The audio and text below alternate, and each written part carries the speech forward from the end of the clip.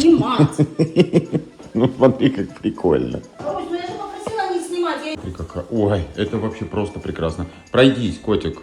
Оно выглядит потрясающе. Вот не зря я рекомендовал его купить тебе Конечно, когда. не зря. Знаешь, я когда буду на помойке главной бомжихой, я буду королевой бомжей. А маркизой ангелом.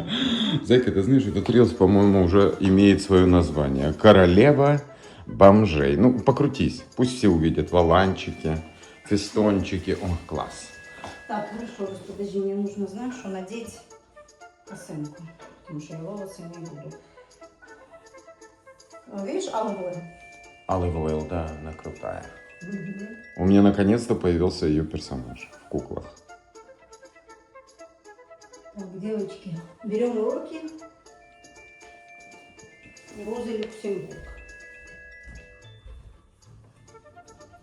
Я вчера только никак не знала, да?